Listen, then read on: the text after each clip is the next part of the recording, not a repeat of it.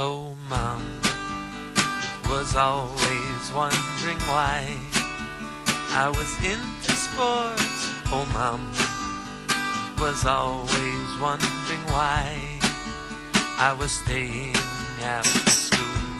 I'm into sports, Mom, and also I'm in the locker room with the So I want to talk about something a little different first, if I may. This is a really interesting illustration of how the media works as well, because in the first newspapers I read this morning, which are generally the right-leaning newspapers, the story that we're about to discuss was reported essentially as so-called gay conversion therapy being banned.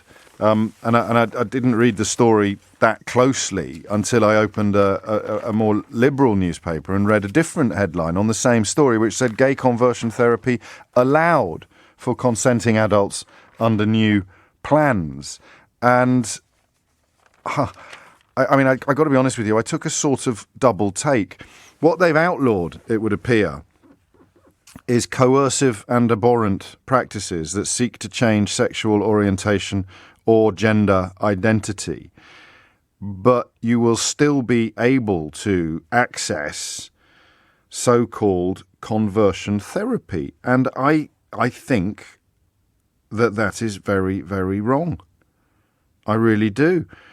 I think I understand the story. It's one of those subjects where there will be people listening who understand it a lot better than I do, or know a lot more about it than I do, because you are invested in the story on a very personal level in a way that I am not. So first things first, the number you need to set me straight on anything that you think I need setting straight on, if you pardon the pun, is 03456060973. But the fact, and then you move into the area of criminality and illegality. What is it illegal to do? It's not illegal to run a church. It's not illegal to set up a church from scratch and to teach stuff that is not provable, to teach stuff that is probably not true, depending on what particular brand of belief you want to focus on. I can set myself up as a fortune teller if I want. It's unlikely that I'm going to do it anytime soon, but I don't think there are any laws governing the existence of fortune tellers. I presume there's some sort of legislation around what you can and can't sell in the context of fortune telling, but I don't think there'd be much, if any, actually, thinking about it. You know, if I can persuade you that God exists and therefore you should give me money, then I would argue that, essentially all bets are off. Aren't they? About what else I can persuade you to believe in the hope that you'd give me money. I just look at some recent events in pandemic-related issues. I can persuade you that Bill Gates has embarked upon a satanic paedophile mission to subvert humanity, and if you contribute to my Patreon account, or if you send me money, then I'll keep you up to date with all the stuff that you need. I mean, it's absolutely bonkers. But you can't. I suppose it's easier to prove that that's bonkers than it is to prove the existence or non-existence of some sort of deity. But my instincts are generally quite liberal, and yet I find myself thinking this should be outlawed. I don't think anybody should be able to offer services that claim to be able to convert you from being gay to being straight, any more than they should be able to offer services that claim to convert you from being straight to being gay. And I want to know what you think. So what they're doing under the proposals, it will all be banned in England and Wales for anyone under the age of 18, or for vulnerable adults who are not able to properly consent. So you will still be able to set yourself up as a gay conversion therapist for consenting adults. And all of my liberal instincts tell me that is, it's not fine and it's not pretty and I don't like it, but it's right, I think. I think it's right that they are able to do that, because it would be illiberal to ban it. I'm looking desperately for comparison, something that feels the same as gay conversion therapy, and I've currently got nothing. I'll probably come up with something by past during the news, and I'll shout it out when you can't hear me. So a consenting adult will still be able to seek so-called therapy, it's completely the wrong word in my opinion, to convert their sexuality. And I think that's actually gross. The reason I'm pausing and double checking all of the information is that it seems to me, the liberal argument notwithstanding, it seems to me so obviously gross and so obviously wrong that I wonder whether I have actually misunderstood. Obviously physical violence, sexual violence is already illegal in the context of gay conversion therapy. I think I know where my problem's coming from. I think my problem is coming from the idea that priests and preachers can do this. So maybe priests and preachers can pray for you to stop being gay. And I don't know how you would outlaw that. So would it therefore be unfair to have a lay, quotes, therapist, end quotes, also working to, quotes, cure, end quotes, your homosexuality? That perhaps is part of the problem. I don't know. I'm going to open up the phone lines. I really want you to ring in and just think out loud with me on this one. It's not a particular call to arms. I don't think there's going to be much of an argument unless you really want. I mean, I can't argue with you necessarily if you're going to tell me that it works. I just think it's tragic that you've somehow ended up in that place. But the conversation will probably be looking at the question of legality versus liberalism. I don't think anybody should be allowed to set themselves up in business as a gay conversion therapist, as someone who can convert you from gayness. If you've got any experience of this in this field, I suspect it's more likely to be religious than anything else, but I really want to talk to you. 0345 6060 973. For the rest of us, it's almost philosophy, this. For you, it's real life. But for those of us fascinated by the philosophical connotations of the conversation, should it be illegal? I'm pretty sure it should, but as you've probably noticed in the last 8 minutes, I haven't got very good arguments as to why. Should it be illegal for anybody to claim that they can cure sexuality or convert sexuality? And do you know what? I mean, I'm not going to tread on eggshells. I'm very conscious of the depth with which religious beliefs are held, but I think it should actually be illegal for priests and preachers as well to claim that being homosexual is wrong. I think that illegal, again, is a very strong word. It fights my liberal instincts, but it's gross. You know, you wouldn't be allowed to stand up in public and preach white supremacy. Well, I suppose the President of America kind of came close to it, but you wouldn't be able to do it in the most egregious of terms, to actually espouse white supremacist policies and thinking from a pulpit in this country. So why should you be able to espouse the idea that homosexuality is something that needs to be cured or converted? That's that. I'm getting there. We've got another minute and a half to go before the news, and by that time, hopefully, I'll have come up with a slightly clearer call to arms on what this question is. The most obvious one is it shouldn't be legal, should it? I'm just right. 0345 6060 973.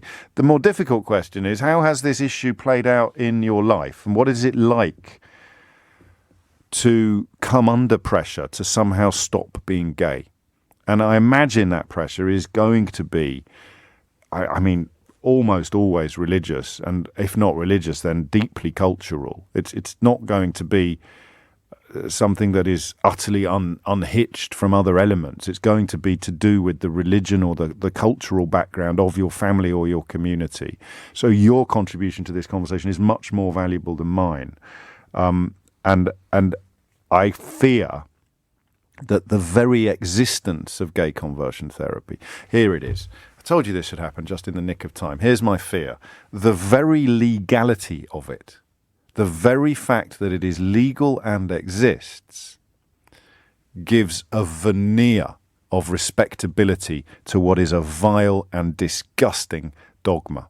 So what you do by allowing, quotes, consenting adults to seek conversion therapy, to be, quotes, cured of their sexuality, their homosexuality, what you do by having that as a legal, legally permissible, you create an idea that it is actually viable, that it is actually respectable, and it is actually a thing. So the harm you do by not criminalizing all of this is immense and immeasurable, because it allows the bigots and the medievalists punting this sort of poison to say, well, hang on a minute, it's legal, so it can't be that bad, can it? In fact, it must be good because I'm allowed to do it.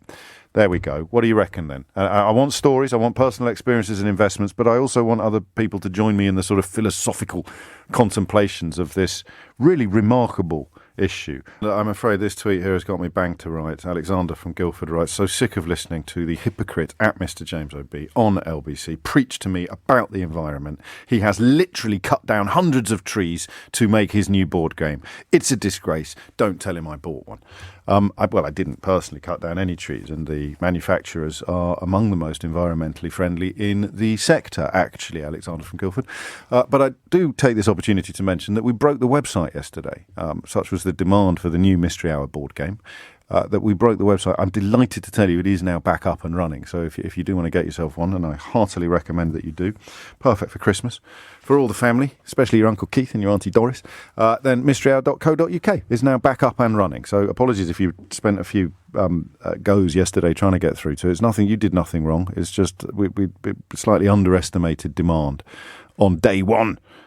But there it is, an environmentally friendly board game. All of the internal packaging is cardboard as opposed to plastic, for example, and we use pencils where others may have used plastic pens. So it's all good. It's all sustainable.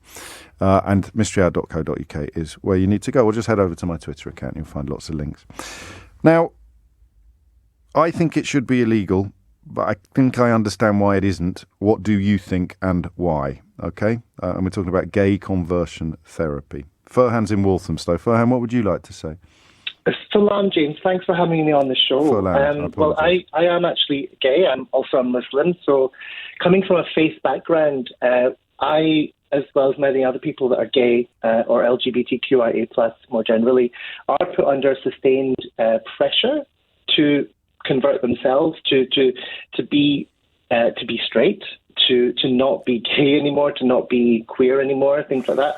And I think that's really, really damaging to self-esteem, to children at a very young age. Children we're talking about that are still exploring themselves, their identities.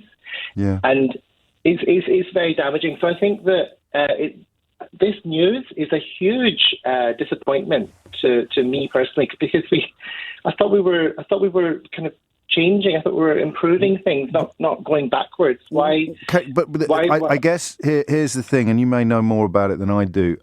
I guess if it's going to still be perfectly permissible to try to pray away homosexuality, then it would be very difficult legally to not extend that freedom into the therapeutic context, wouldn't it?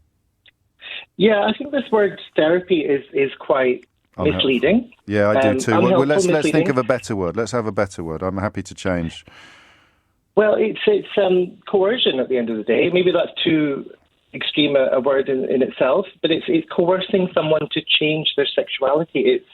It's mind control, for goodness sake. Because that word admits a possibility that it might actually happen. So coercion, oddly, although it's a much stronger word, it's not accurate either. What would it be? I mean, it's almost like a sort of validation of an epic lie.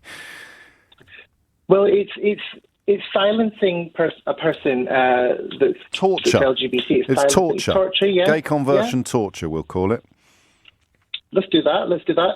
Now, Simon suggested that. Thank you, Simon. He said, I'll read you his message, and then I'll let you talk, I promise. I'll get this out of the way. Yeah. It's not conversion therapy, it's torture. You can't convert someone's eye colour, just like you can't convert someone's sexuality. Conversion therapy comes from a place of hate. So that's what we're going to run with, Furlan, from now on. Especially within faith communities. My community, being a Muslim, I have unfortunately been subjected to efforts to basically be tortured. And this is the problem. It's happening in people's homes behind closed doors. The torture is happening. The conversion torture is happening behind closed doors. And it's being, by allowing it to happen and not making it illegal, what we're doing is we're saying that's okay. This torture is okay. Yeah. Yeah, and also that it might work. Also, because if it's official and it's set up and you've got a name on your door, and there's someone you get sent to, it's disseminating the notion that it might work. And that's why it hurts the parents as well, because they're given this false sense of security. That's that so one generous. Day, that's so generous of you to think of it that way, Rand. You're thinking about your own parents. I have parents. Yeah. I have my parents, and it's been very hard for them. They don't mention my sexuality. They want to still show love to me, but there's always this thing at the back of their mind: why isn't he married? Yeah. Why isn't he living? He's successful in his career and he's doing well in life. Why isn't he just completing that picture for us? And my father even said to me, "We're not going to be happy until you're settled, married, with children, with a wife that we can show off to the community." And it's this promise, it's this promise of that lovely, happy picture of man, wife, children, everything's lovely and rosy. But if you scrape that veneer and you look a little bit into what people are really feeling and thinking, it's that I actually don't want to be here. I've pretended to be in this marriage. I've pretended to present it. They would rather you did that. They'd rather you did the live a lie that presents a public image that they're comfortable with. Unfortunately, I've been told that women can hide your sexuality for you. It's also quite misogynistic, this idea that you can, especially when it comes to gay men, this idea that you can hide your sexuality and use a woman to hide it for you. Right. That's quite misogynistic as well, isn't it? Yes, it is. Well, it's exploitative of the woman as well. I think that's what you're driving at. Can I ask, and I don't want to pry unduly, but what sort of form did the pressure take in your family, Furlan? It's, how can I describe it? For me, I felt like it was quite, it wasn't exactly, so when I was 15, it did get physical, unfortunately. So this is why when you're vulnerable, and this applies, this law would apply to children that are vulnerable. Yeah. I was at home and things got too much and things got physical, okay? Right. So they thought they could beat it. They thought they could beat it out of you, or it just the frustration. My father thought that my father thought that he could get, because he's quite old. He's like much older than I am. So he got my brother-in-law basically to do it. Yeah. So it kind of like I was vulnerable. I was just a 15-year-old child, and I had all of these adults around trying to push me in one direction, where my heart and my mind wanted to go in the opposite direction completely. Yes. And it was like I was basically being dragged, kicking and screaming, to the direction that they wanted me to go into, that did not align with how my heart and my mind wanted from me. And it was, okay, so then the physical bit ended, but then I thought things would improve in my 20s. I've got a degree now, I've got a job now, I've got, I'm standing on my own 2 feet. My parents were like, well, now, look, you could just invite and you could get married and you could really complete this picture. So they know you're gay, but they want you to... I told them when I was 14 or 15 years old, but the concept of being gay is not really they consider it Western, right? Okay. They consider that to be a Western corruption. Right. Unfortunately. And the thing is, within my culture, things like that, and Islamic culture, I think the thing is the concept of being intimate with a same-sex partner is fine, as long as you don't show off or admit to it or public, as long as you don't live it publicly. Exactly. Right. As long as you're not proud of it. Yeah. That's why they call it pride. As long as you're not proud of it. That's the thing. That's why we have pride. It is indeed. Yes.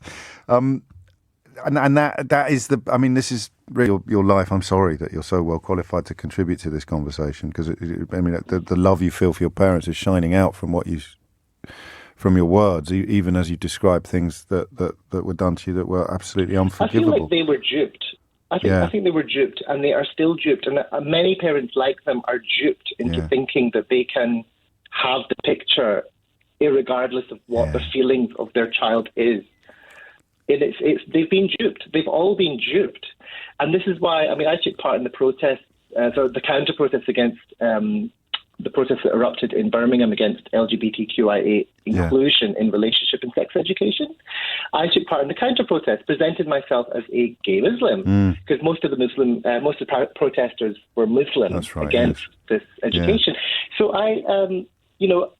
I looked at them all and I thought, they're all duped. They're all duped into thinking that they can have what they want, irregardless of what their children think. And they're so precious about it that any kind of idea that they can think differently is a threat.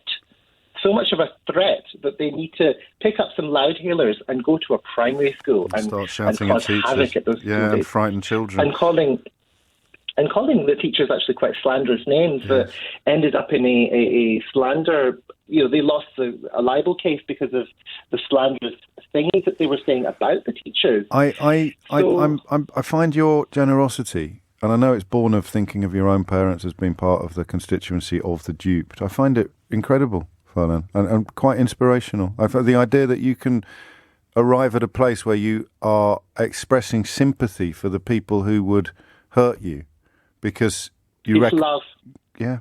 It's love. I love my parents, and I could never stop loving them, and they can't stop loving me. They say to me, "We love you, but we don't love the gay in you." Oh, what's that? I'm sorry. What is that? They've actually said those words. I'm so sorry. That's just rubbish. It's like they It's like they dangle something in front of you and say, "You could have all of this happiness if only you just stopped being gay." As if that's possible. And the thing is, I mean, why would I be gay just to feel all this pain and hurt? Yeah, it's obviously something that's within me that's inseparable from intrinsic, from inherent, absolutely inextricable, and it is who you are. It's all of you, and you are all of it. I guess, and this is, thank you for ringing in. But the problem, I suppose, legally is the fact that it would somehow be rendered criminal to do it in church, to pray in church for Ferdinand to be cured of his homosexuality, or in mosque. If they rendered that illegal, it would feel illiberal, wouldn't it? Even though it feels right, particularly in the context of this conversation. That must be where the law is lacking, don't you think, with the religious applications? It's a bluntest instrument. The law is a blunt instrument. It's the same with, like cannabis, for example. Yeah. It's not causing people damage, but there's this blunt instrument that stops people from having cannabis. I feel like the law is a very blunt instrument. So to actually make it illegal to offer this type of torture, I suppose is a blunt instrument, and so it needs to be refined. So on the one hand, yes, I agree that we can't simply just make it illegal, because at the end of the day, there's always that argument, well, these are my children, I raise them, I do whatever, so I should be able to indoctrinate them in any way I can. God, you're so good at this, because that's exactly why we've come back to the protests outside the schools, isn't it? I should be in charge of what my children believe, whether it is true or not. Yeah. So it's that thinking that needs to change.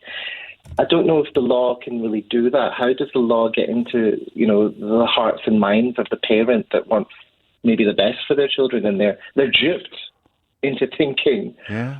Well, is there not a parallel with race here? I mean, is it not like criminalising segregation or criminalising discrimination? Is that, I'm thinking, right, there was a wonderful interview this morning on a different radio station with a sort of precursor to Rosa Parks, who's 82 now, and she's trying to get her name cleared. But that's the law getting involved. The anti-miscegenation laws. Yes. There was a time when parents thought, oh no, we will not have biracial children. Yeah. And now we have, wonderful, we can see how we have biracial people and how we should be celebrating them rather than saying they shouldn't have been born. Surely the people who said that these wonderful biracial people that we have in our society today shouldn't have been born, they're the wrong ones.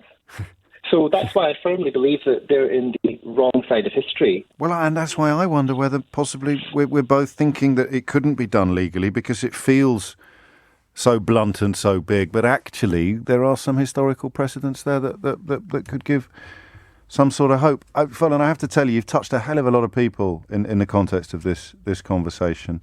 I'll just read you one or two, if I may. It's a brilliant caller. Loads of love going to this chap, James. He articulates himself so incredibly, and you can feel the emotion in everything he says. And this from Jason: solidarity for your current caller, James. We love you. Remember, there are more people with you than against you. And I could go on. I really could. I'm already late for the break. You take care, Ferdinand, yeah? Thank you. And we'll talk again. No, thank you. Seriously. And there it is. I mean, crikey. I'm a bit embarrassed by the clumsiness of my introduction to this subject now, because Furlan it's like a golfing range where all of the points that needed to be made were lined up in front of him, and he just smashed them all over the horizon. Great mysteries of our time, chapter 412. Why is Liz Truss tweeting, "We want to attract the best and the brightest to Britain"? Then a picture of a Union flag, an emoji, and accompanying a photograph of what I think is the Golden Gate Bridge in San Francisco. Am I missing something there? Is that a joke I'm not getting? Why would you use a picture of a bridge in San Francisco to promote people moving to the UK? There's probably one for bears of bigger brain than me. Back to this question about so-called gay conversion therapy, which we're going to call torture until someone tells us why we shouldn't. Gay conversion torture. Sean's in Bournemouth. Sean, what would you like to say? Hi, James. Oh my God, it's my first time on the show. Welcome. You picked a big one, haven't you? Could have come in on Mystery Hour. I mean, I can speak from personal experience. I really wanted to pray the gay away. Whoa. Really did. I tried so hard to be what the adults in my life wanted me to be. And deep down, I just knew I couldn't. Yeah. Honestly, if I didn't have my sisters and my brother, and I generally think this is a generational problem as well. Clearly. Because millennials and lower, they don't think this. And just to put a stance out there, I don't think the law should be for anybody. Because there are people who are coming out at older ages. Mm. So how the hell does anyone over the age of 18 or 20 or anything like that know what they're going to be or who they are? I don't even know what job or career I want, and I'm turning 30. Sure. You know what I mean? No, I do. How old were you when? How old were you when the pressure started, or when you started feeling it? I think I always knew, because I don't know, that typical stereotype of wearing my mum's heels. Sure. Or like. I didn't mean that, because I mean that's like you asking me when I knew I was straight. I never wasn't. So I didn't mean that. I meant when did it become a problem with the adults in your family, with the grown-ups, with the parents? 17. Right. When I started becoming an adult, and at teenager stage, I was questioning everything. I was arguing, thinking I knew everything. Sure. So I argued to my mum and to my dad about how comes they believe what they believe and I can't believe what I am, and it created a rift. I don't really talk to my dad much, and me and my mum has tried, just like the last caller. That last caller gave me life. It's just I can't. But again, no adult should have to decide, or no adult should have to go to a priest to decide for them. Well, you can't. I mean, that's the thing that underpins this entire conversation, is that everybody, I don't know what adjective to use, but everybody, I don't know, honest, young. I mean, I just don't know what the correct adjective is. But we know this can't be done. You cannot change someone's sexuality. It can't change yours any more than you can change mine. They go on all the courses in the world, say all the prayers in the world. Listen, I mean, it just can't be done. It is biologically impossible, or physically impossible, or mentally impossible, and yet they believe that it's possible. Can I be rude for a little bit? Yeah, go on. And say it's perverted. Oh, that's not rude. Because for an adult or for a person in power to push on their ideas of what sexuality is means that they have an imagination to what you are doing behind closed doors. That's perverted. Yeah. I mean, it is very odd. When I used to wade into these topics for the first time as a radio presenter at Sean, the speed with which people who were supposedly homophobic would start speaking in great detail about what they thought gay people got up to in private was quite unnerving, actually. I have to be honest with you, and it probably spoke volumes. So what did you do? Did you just, I mean, you've just parted with your dad, you just and then when did you stop trying? When did you stop trying to pray it away? When did you just go, look, this is stupid, I'm just going to live my best life? Oh, that's a good question, because I'm still trying. Are you really? I'm living with, I'm a recovering addict now. Yes. And so trying to face that truth that I am who I am is a life thing now. Yeah, I get I understand. I don't know when it's going to stop, but I don't know. Me putting on lipstick is not going to hurt anyone else.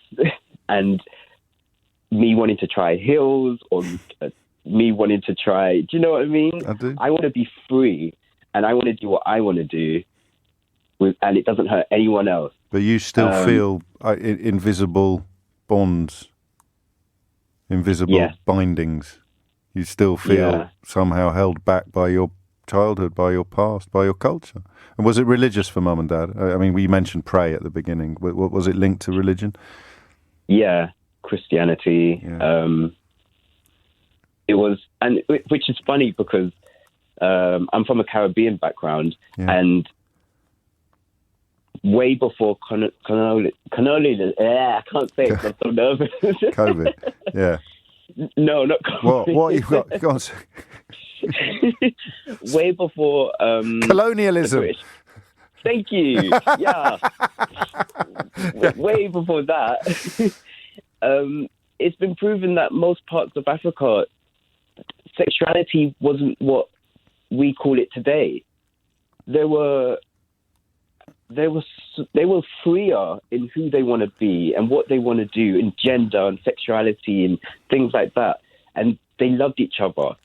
Don't get me wrong, it wasn't golden. Sure. Like, it's not. No, it's same in ancient Greece, ancient Rome, a very different social construct with regard to all of these issues. And yet you have both the cultural and the religious baggage of thinking, A, that it is against God's will or against God's law, and B, that it's a sort of it's unmanly. It's almost like your dad feels it as an insult to have a gay son.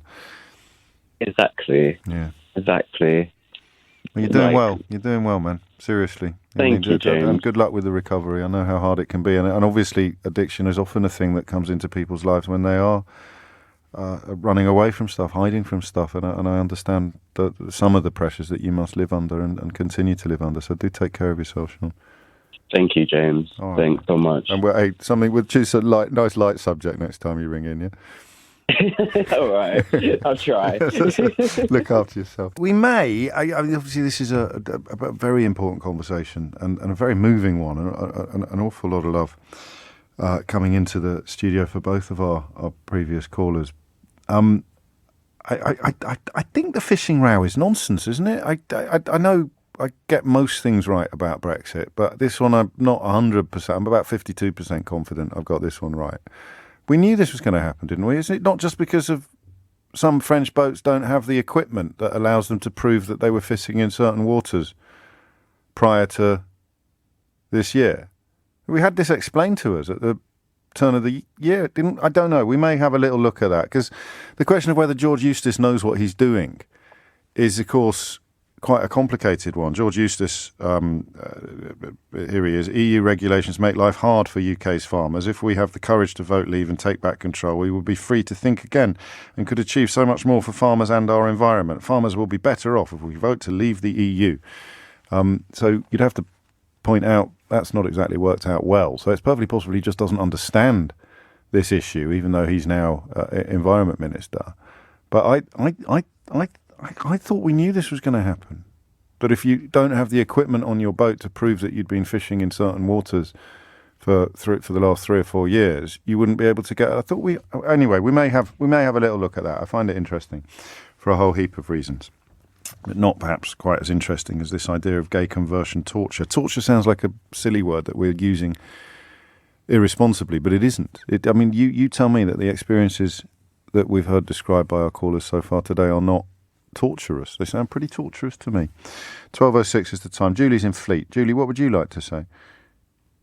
Oh, hi. Hello. Yeah, just listening to your previous callers. I mean, you know, it's so sad to hear these stories when I thought we were moving forward and progressing, so that they're not stigmatized.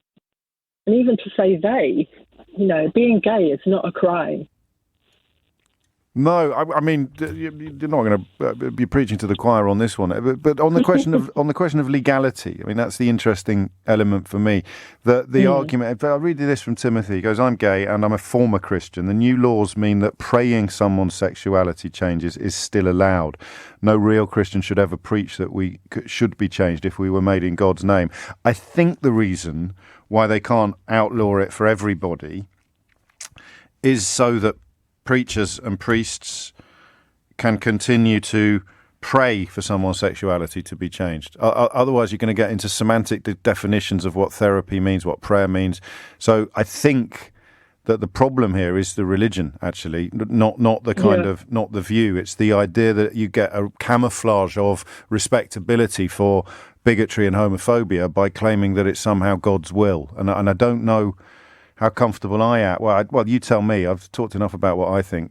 Would you be comfortable telling priests what they are and are not allowed to say in church in the context of sexuality? I don't think they should be able to just stigmatise it.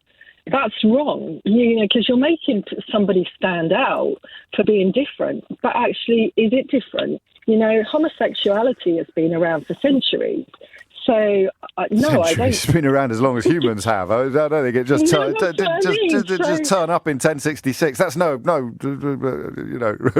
specific reference to the Norman conquest. No, I get it. I mean, I think this conversation is because you and I are not, talking about experiences that we've had, and yet it's almost as if we don't have the vocabulary to describe how bonkers this sounds, except to the people who think it's somehow possible to do. That's why I struggle to come up with anything that is a viable comparison. But I think in terms of the law, I will go with segregation legislation. I will go with miscegenation legislation. The idea that, because priests would have stood up in court once and said that white people are better than black people, that slavery was God's will, that would have had a cloak of religious justification, and the law can come along and say you're simply not allowed to preach that anymore. You're not allowed to preach racial hatred. So I think this is homosexual hatred. I think this is homophobia, and you shouldn't be allowed to preach it. And being allowed to pray for people to be, quotes, cured of their homosexuality should be criminal. I think the government have probably balked at it. They've balked at it because it might get filed under culture war. I don't know. Thank you, Julie. Mary's in Brentwood. Mary, what would you like to say? Oh, hi, James. Hello, I just wanted to say, obviously, I'm totally against conversion therapy. Can you? I don't know. Is it, you haven't got your radio on in the background, have you? It's quite not. Or... No, I don't. Okay, carry on. Sorry, I'm totally, obviously, against conversion therapy. I don't know how anybody with a pulse on who's humane would be for it. But I do want to bring up a different perspective. We are talking as though that every single person who is gay doesn't, you're not really realising that there are people out there who don't actually want to be gay. Yes. And I think when we look at these law, when we look at criminality and making something a law, we have to look at what is making it criminal before we can say we're going to make this a law. Because if you've got somebody, I know, and the reason I phoned in is because I know somebody, and they just really would prefer not to be gay. Yes. And so would our callers today. I mean, they've been on very difficult journeys, but their lives would have been much easier. But this person has not been, it's not because of anything other than within themselves. They just feel that it would be easier for them, and they would rather be in a heterosexual relationship. Yes, now, but that's because of the society we live in, having homophobia in its bones. Absolutely. Yeah. From the majority of people, like your three callers behind, which he was really amazing, who was beaten up by his brother-in-law, and then you've got all these other people that, had homophobia. It's absolutely horrendous behaviour. But there are people out there, James, who might not want to be. And what do you provide for them? And it might not be conversion therapy. It might actually be something where it's like you are able, no shame. The gay community people might say, you sold out, how could you not want to be gay? You are gay. But what do you say to my friend if she's got no one to talk to about it? Because, and then you start trying to convert her to stay, gay. She might not want to, and I think we have to think about. I don't know that I understand what you're saying. People, I'm saying gay conversion therapy only exists because people don't. No, but so you're I'm my friend, and I'm sitting in front of you, James. What do you say? Let's make, because this is a real. I'm in this situation right now. You can't change your sexuality any more than I can change mine. Okay, but what if you felt like you wanted the tools to be able to?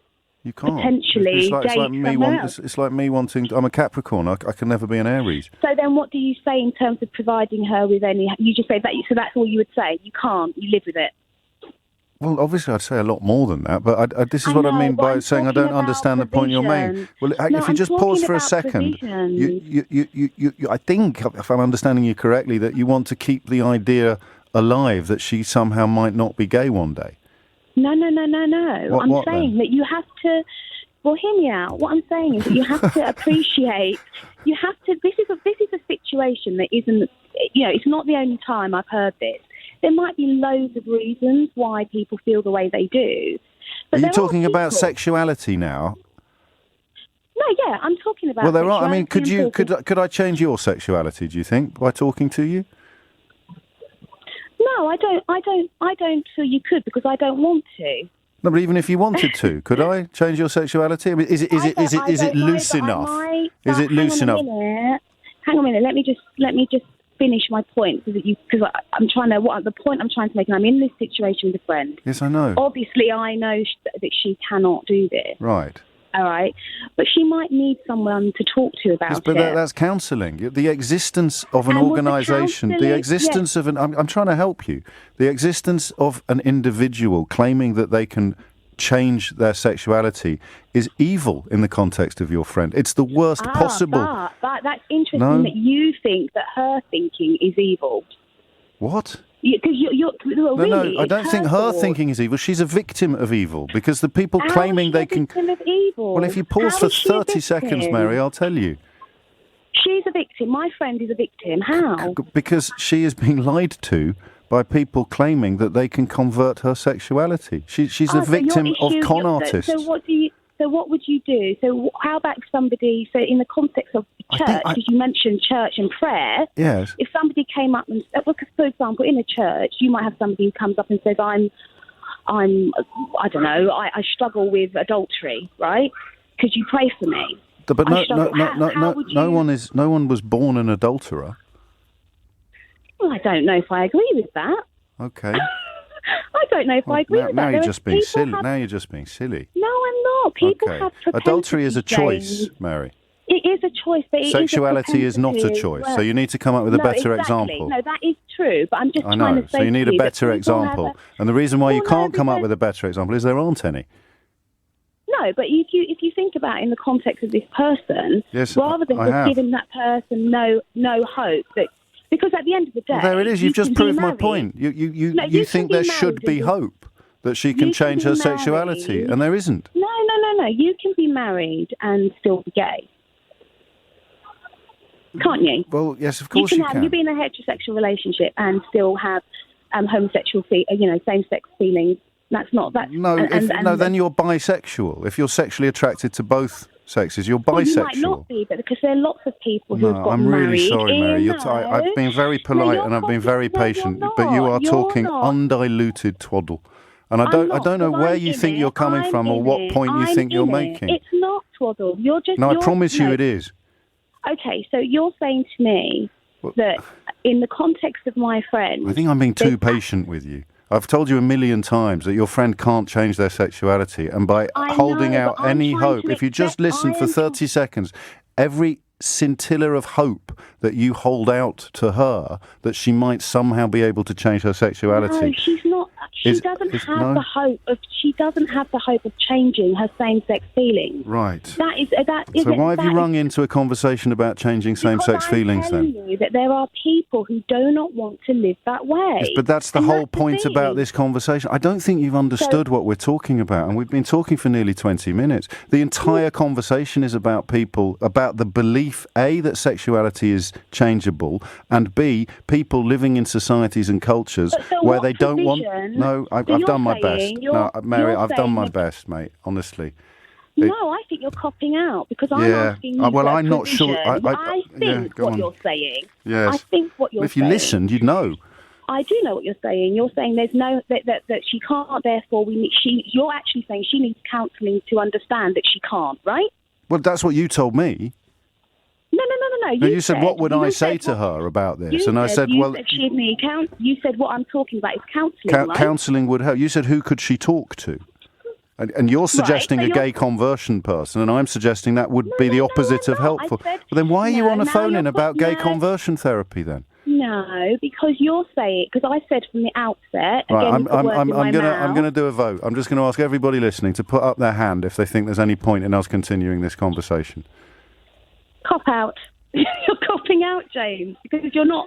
Hang on, I'm just waiting for one hand to go up among the 1.33 million people listening to this conversation at the moment. Because this is an interesting point. No, it really isn't. It's utterly pointless. You've given me no solutions. I literally have.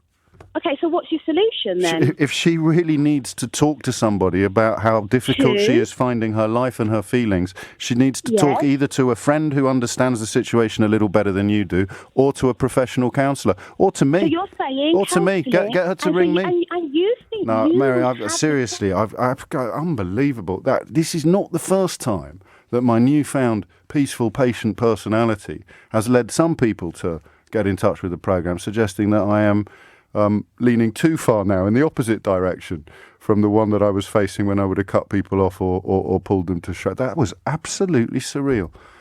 Absolutely surreal.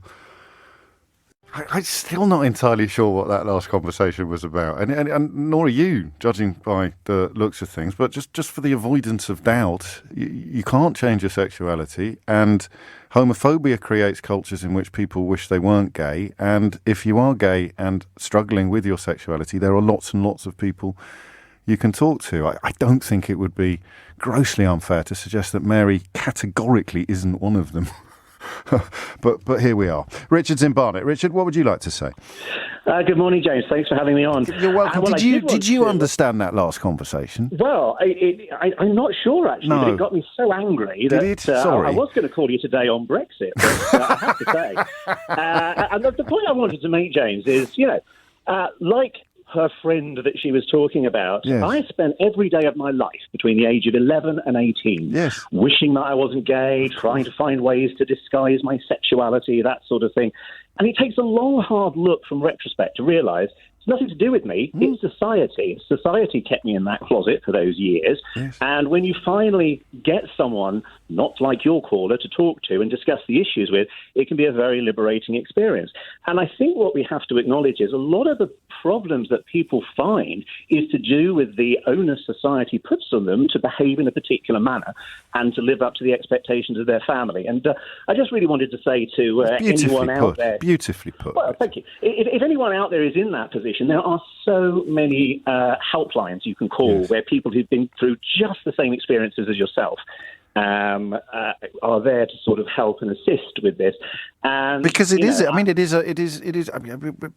Sean ended up in addiction. There are so many tragedies that can unfold. Furhan, having a terrible time of it, alienated in some ways from his family, speaking about how much he still loves them. I mean, it is. I don't know quite where this idea comes from. That almost every gay person of my generation, are we a similar age? I'm mid-50s. Yeah, but you're a little older than me. Almost every gay person of our generations would have gone through what you went through because of the society that we inhabited.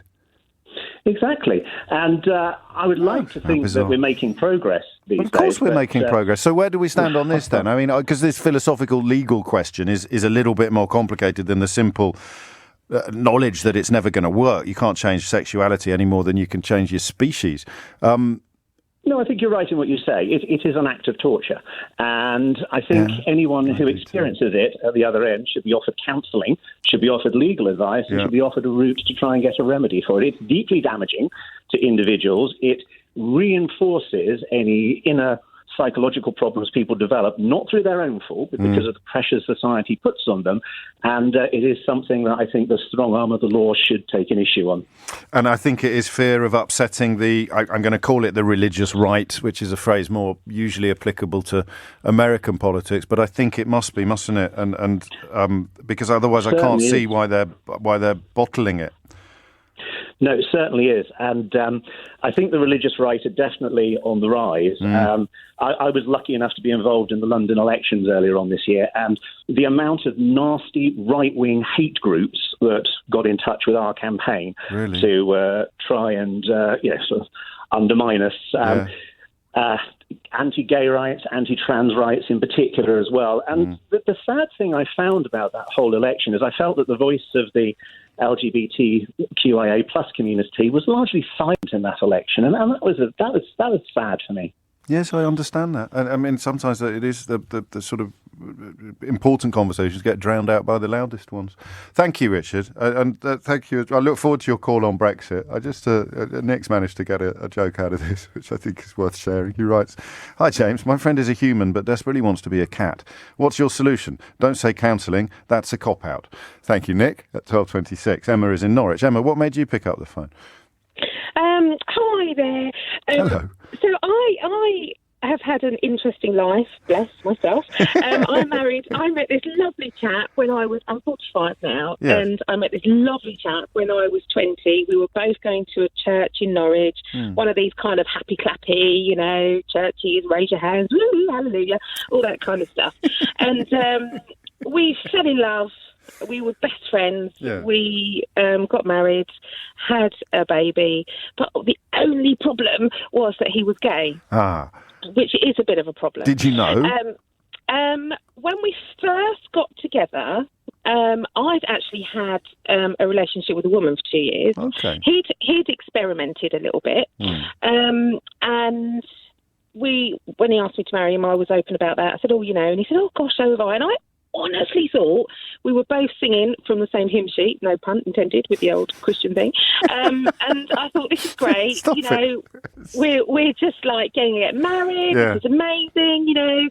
God is good, because I was well into all that stuff. Yes. And then actually what happened was, I found this out later, the week before we got married, he went to our pastor and he said, I am 100% gay, I'm absolutely gay, I can't do this to Emma, what am I going to do? He said, when you walk down the aisle, God will take all those feelings away from you. And you know what, James? Oh, wow. God didn't take those feelings away from him. And so he didn't, you put it slightly indelicate of me to inquire, but so he didn't fancy women at all? He was in denial? No, I was the first woman he'd been with. I think he fell in love with me because of me, yes, my of course. personality. But that doesn't mean he's going to sexually desire you, does it? No. And we did, we had a baby, we had a child together. And when she was very, very young, he came out to me and said, I am gay. Oh, mate. So we went to the church that we were very, very involved in. And they said, we will pray for you because this is sin. And, and I know they're still preaching that right now. But you were a victim as well, weren't you? Absolutely. And it's great that you got on so well, and you still think of him warmly, I sense. Yeah, absolutely. He's now living in Norwich with a lovely guy. Our daughter is 17. When she was 4, I told her that Daddy has gone to live with Grandma and Granddad, his parents, because I literally said he wants to be with a man because a man's got a winkle and I've got a nun. And literally that's what I said. And she was like, okay. She's got an amazing relationship with her dad. And how are you? Happy. How are you? I'm really happy. Good. I've got a loving relationship with a man who's not gay. Woohoo! Well, that's progress. Absolutely. And we spend Christmases together, and all of us as a family. And if we'd have listened to these nutters in these churches in Norwich, he would be miserable because he would be in a living a lie. I would be miserable because I'd know my husband wants to go and bed some geezers. Yes. And, and my daughter would have picked up on that misery. But instead we stood tall and said, you know what, my husband's gay. Yeah. So you go be gay, I'm going to go and live my life, our daughter's going to be amazing, which she is, and we're all happy. I tell you what, I think you and Richard have redressed the balance of the programme somewhat with your contributions. I can't remember chuckling that much at a call. Oh, thank you. On such a serious subject. That was beautifully done. Thank you, Emma. I'm glad you're all in such a better place now. And the idea that it should exist, the idea should be in the public space that your husband could somehow have been cured or converted. Yeah. It's repellent, isn't it? It is repellent. And what angers me so much is that I know there's not just in Norwich, in Norfolk, county-wide, countrywide, there is churches that will have young, impressionable Christians in them who are gay, who will be prayed for and told that, you know, that we were told we love the sin. No, we love the sinner, but we hate the sin. Yeah. You know, and it's you know, it's awful. Well, that is abuse. It's a form of abuse, I would argue, actually, and that must be why. I think that must be why that the government have essentially bottled it for fear of upsetting those constituencies, those communities, and indeed those congregations. In fact, the Tory MP who's campaigned for a ban adds that she remains unconvinced anyone can consent to such an abusive practice, and she will look closely at the proposed ban to ensure victims and survivors get the protections they need and deserve. That's Alicia Kearns. Thank you, Emma. As I say, I don't remember laughing quite so much at a call on such a serious subject, so I owe you one. More love, quite rightly too. Much more love coming. A lot of love for me yesterday, for various reasons. A lot of love coming in for the callers today. I particularly like this from Biff, who writes, I came out when I was 15, but I'd marry Emma. And this caller, Emma, to @Mr. James OB at the minute, is absolutely fabulous, writes John. What a great way to talk about what is a harrowing subject and what could have been such a sad story. And it is about, really, in many ways, about the horror, the danger, the blatant unfairness of having even the vaguest patina of plausibility to the idea that you can change your sexuality. So even by keeping it as something that consenting adults can seek to do, you keep the lie alive. And that is why I think, regardless of what your preachers and priests and may teach and say, it should be illegal to offer hope that... I mean, it would be illegal for me to offer hope that I can cure your cancer, wouldn't it? But would it? I probably should have checked with a lawyer. Offer hope that I can cure your cancer by doing a rain dance, wouldn't it? By Morris dancing around your house and I could cure you of cancer. Would I get prosecuted? I presume I'd get prosecuted for doing that, wouldn't I? I don't know. If I took money off you as a transaction, give me 50 quid, I'll do a Morris dance and your cancer will be cured by tea time. Now, the problem is when you bring religion into it, of course, it puts a slightly different complexion on everything. 12:37 is the time. Damien is in Canterbury, which is appropriate enough, given that we're talking about religion. Damien, what would you like to say? Hello. Yeah, so I think I told your researcher that I myself am a priest. I'm actually a gay priest. Oh. Just recently gone into a new relationship and was rather mortified to find out that my new partner was... forced into conversion therapy when he was 7 years of age. 7? 7. He days. He was in primary school, was raped by one of his classmates on 3 separate occasions. He went from being the victim to the perpetrator, and his parents then subjected him to conversion therapy. Now, I didn't really know a great deal of conversion therapy before, because as a priest, I would never dream of praying for somebody to for their sexuality to be changed. When I pray for people, I tend to pray for their well-being, for their happiness, for their family. You know, it would never occur to me to pray that somebody's sexuality would be changed. So it was relatively new to me, this idea of conversion therapy. We only got together a month ago. Yeah, I'd never really, because it's not part of our church practice.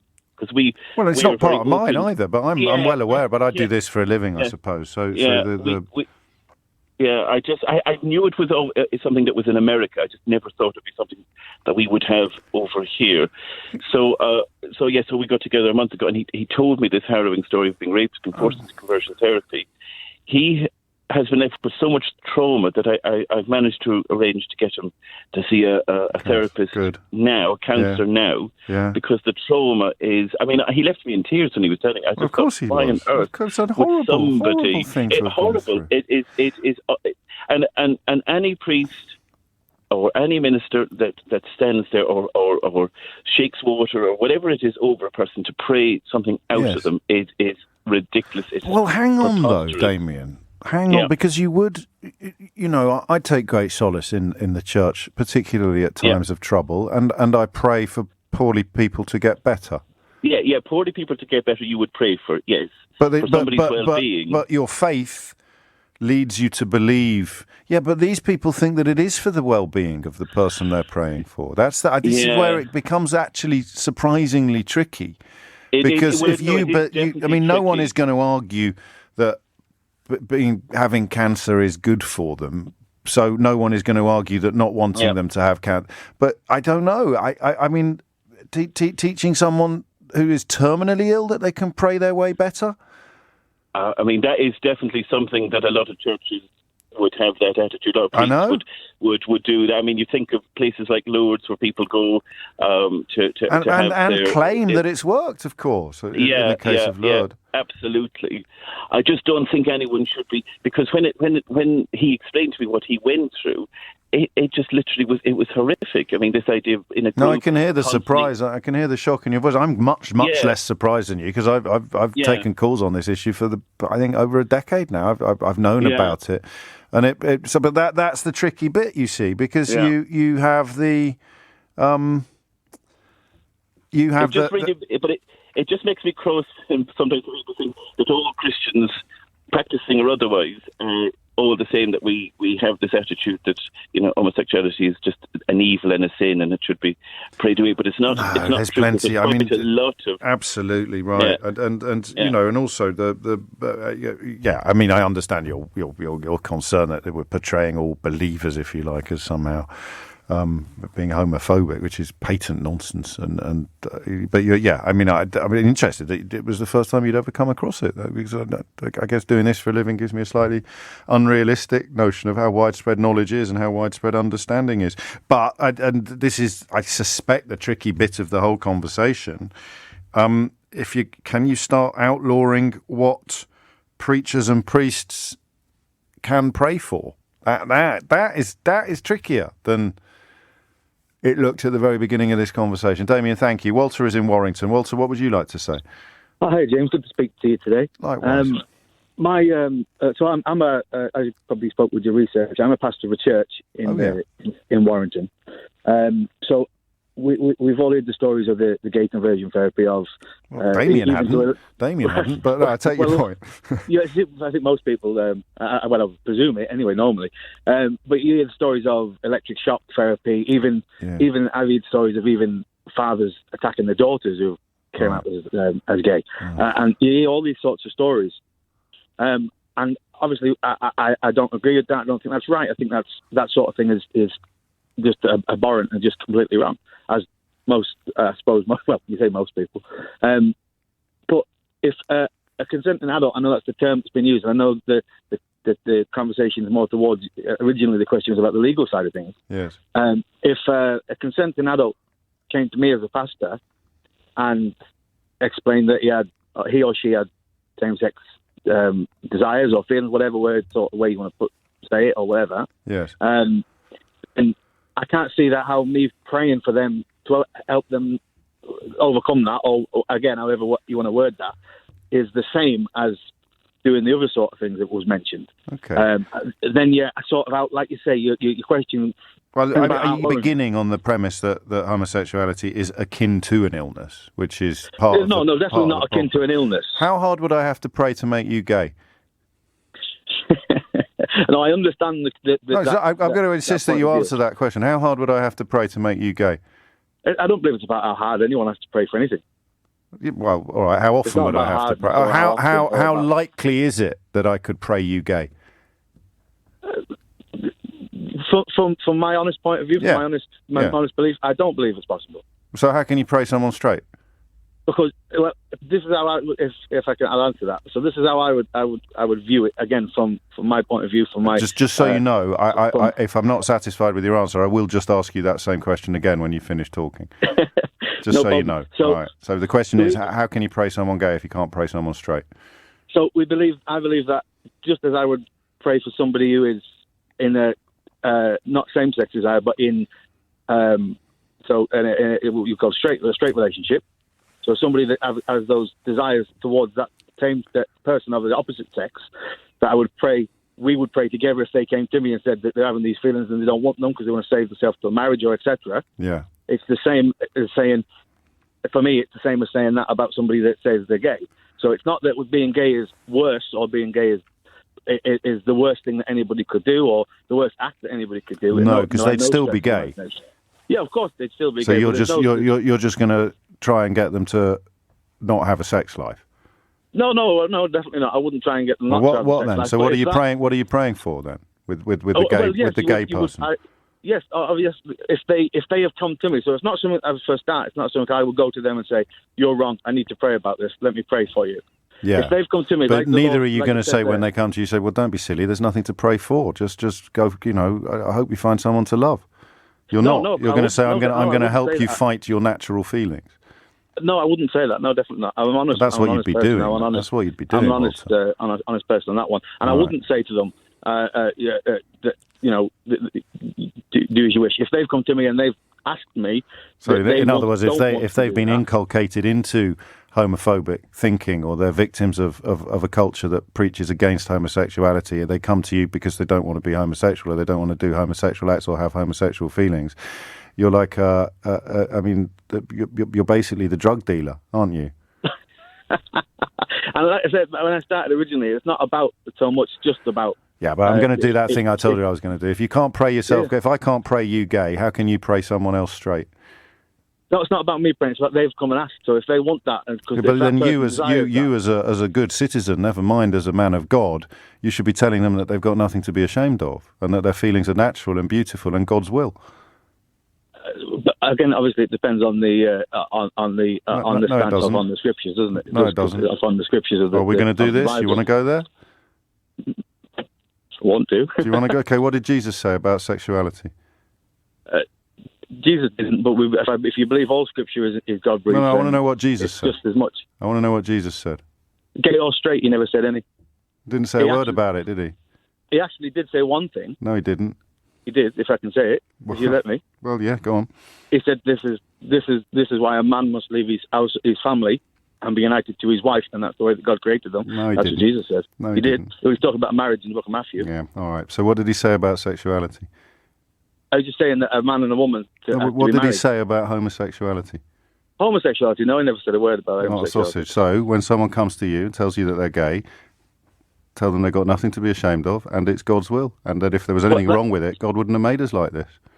But like I say, if they've come to you and said that they want you to pray about that... No. You've created a culture in which they don't want to be gay. You preach that there's something wrong with it, and then you think you get a free pass on being a good guy when they come to you and ask for help in resisting their natural urges. Yeah, because if you believe in the entirety of the Bible... Oh, okay. You believe in the entirety of the Bible? Yeah. Okay, what are you wearing? What are you wearing at the moment? A woolen jumper and a pair of jeans. What are the jeans made of? Probably cotton, I think. So you're wearing wool and cotton at the same time, which Leviticus calls an abomination. Well, that's cultural law, not that's ceremonial law. Cultural law. Oh, okay, right. Where do you stand on shellfish? Again, it's cultural law. Oh, I see. So those laws are not. You don't abide by the full content of the scriptures when you're doing it, but when it's stuff you don't want to do, then it's really important. No, because that's not what I'm saying at all. It totally is. No, it's not, because different things apply in different ways. Okay, right, yeah. Prophet's wisdom, knowledge, sort of thing, everything applies in different ways. Do you even believe this, or do you just need to pay the bills? No, I don't get paid for being a pastor. Good grief, so you do this for fun? Or power? power, standing in the community, right? Sort of things you have that's to what go that's what you get out of it. It's vanity but that's being fed. My original point wasn't about any of that anyway. Your original point was that if someone comes to you and asks for help in not being gay, you're going to pray with them and punt the lie that something might come good at the end of it. And the idea that you can pray... it was about the law. Walter, mate, it was about the law. You're a disgrace. And the law can't You're a disgrace.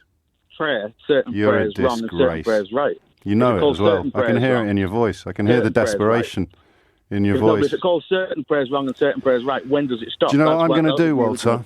I'm going to pray for you, but my God, I'm going to pray for the people you corrupt as well. I forget, of course, that with the audience growing almost as quickly as concrete these days, there'll be many people listening who haven't heard us debate these issues before or indeed deal with people like Walter before. It used to be pre-Brexit. That was kind of my trademark. That was my brand, wasn't it? That kind of stuff. It's in fact most of my first book, How to Be Right in a World Gone Wrong, looks at issues like that, and indeed calls and callers like that. But it's better late than never, I suppose, is the message. I'm going to speak to Rachel in Birmingham. I'm going to warn you, Rachel. I've only got about 2 minutes because I want to play a clip of this week's podcast out before the end of the programme. So I apologise for the necessary brevity, but I do want to hear why you rang in. Yeah, that's totally fine. Thank you. I rang in because I actually used to be quite deep in the evangelical Christian circle. Right. So like the kind of capital E, capital C evangelical Christianity. Yeah. And I was, on the worship team, one of those kind of new modern worship teams with like drums and electric guitars and cool stuff. And I was gay, but I didn't tell anyone, and I could have been the person that was going to the, not the previous call, but the one before, asking for prayer to say, I'm gay, I don't want to be. Yeah. And that would have been incredibly damaging for me. I came out because I met my now wonderful, beautiful wife. And I came out and then I got kicked off the worship team. You got thrown out of the church? Basically, yeah. Excommunicated. Yeah. Gosh. Pretty much, yeah. That's not very... that's Christian Charity, a bit short supply that day. Yeah, a little bit. Gosh. Yeah, they were never really totally explicit about it, but they asked me to step down off the worship team because I wasn't setting a good example. That is sad. Did you find a new congregation? Did you find a church where you felt welcome or not?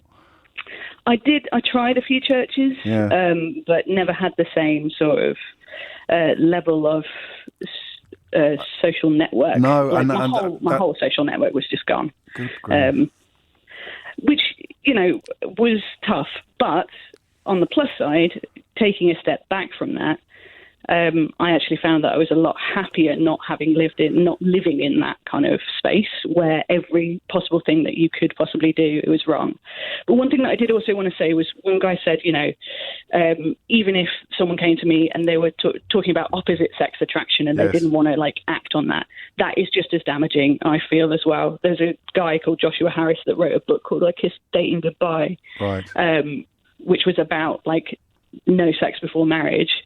And that has caused a lot of extra havoc for other young Christians. It is a sort of form of, I don't know quite what word to use, but it is a form of coercion. It is weird. No one's suggesting that we should betray our marriage vows or anything like that, but this notion of it being guilt and shame and all of these things are the most powerful weapons that preachers and pastors have, but you know more about that than I do.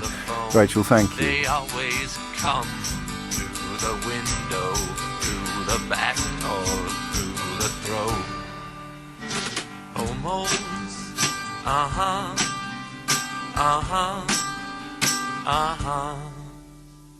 Homos.